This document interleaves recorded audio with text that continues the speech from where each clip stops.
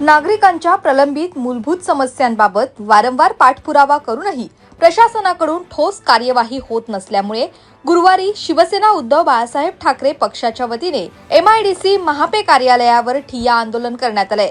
यावेळी जिल्हा प्रमुख प्रकाश पाटील आणि महिला जिल्हा संघटक रंजनाताई शिंत्रे यांच्या मार्गदर्शनाखाली शिष्टमंडळाने उपअभियंता गोगटे यांच्या दालनात भेट दिली। त्यावेळी मागील 1.5 ते 2 वर्षांपासून प्रलंबित विषयांबाबत जाब विचारण्यात आला।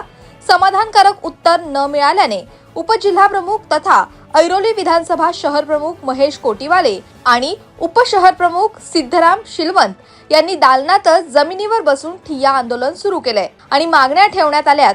त्यात तुर्भे झोपडपट्टी परिसरातील पाणी पुरवठा तात्काळ सुरळीत करणे, तुर्भे MIDCतील बंद कंपन्यांमध्ये सुरू असलेल्या दारू, गांजा, भंगार गोडाऊन इत्यादी अवैध धंद्यांवर कारवाई करणे, तसंच संबंधित जागा MIDCने स्वतःच्या ताब्यात घ्यावी, भूखंड क्रमांक C3B वरील अतिक्रमण हटवणे, पदम इन्व्हेस्टमेंट यांचे अनधिकृत गाळे तात्काळ हटवणे, मंजूर नकाशा बाहेरील अतिरिक्त बांधकामाची OC रद्द करणे, भूखंड क्रमांक C440 वरील बेकायदेशीर भंगार व्यवसाय आणि स्फोटक साठ्यावर कठोर कारवाई करण्यात यावी, लहान फेरीवाल्यांवर कारवाई करताना मोठ्या भूमाफियांना पाठीशी घालणे थांबून समान न्याय लागू करणे अशा मागण्या मांडण्यात आल्यात।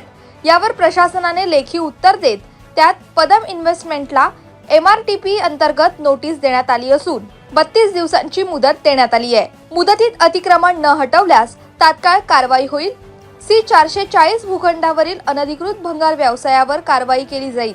तुर्भे MIDC परिसरातील पाणी पुरवठा 15 दिवसात सुरळीत करण्यात येईल। हे लेखी आश्वासन मिळाल्यानंतर शिवसेना उद्धव बाळासाहेब ठाकरे पक्षाने ठिय्या आंदोलन स्थगित केलंय।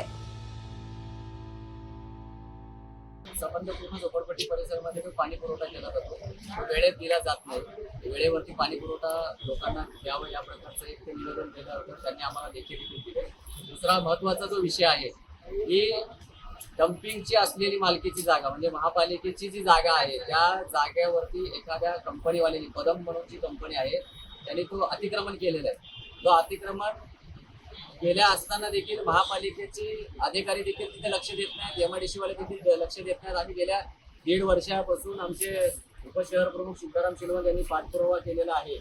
आज जेव्हा आंदोलनाचा पवित्रा घेतला त्यानंतर त्याला नोटीस बजावण्यात आली आणि त्याच्यावर गुन्हा दाखल करण्याचं पाऊल या लोकांनी आज उचललेलं आहे। त्या निमित्ताने आज शिवसेनेचे आमचे जिल्हा प्रमुख प्रकाशदादा पाटील साहेब, त्याचप्रमाणे महिला जिल्हा संघटक रंजना शिंत्रे मॅडम आणि उपजिल्हा प्रमुख संतोष घोसाळकर साहेब, सर्व शिष्टमंडळ आमचे मडवी साहेब आहेत, सर्व शिष्टमंडळांनी त्यांना सांगितलेलं आहे, एक अल्टिमेट दिलेलं आहे की काही दिवसामध्ये जर ह्या सगळ्या गोष्टी तुम्ही याच्यावरती कारवाई नाही केलं तर याच्याही पेक्षा पवित्र आंदोलन आम्ही या ठिकाणी घेणार आहे।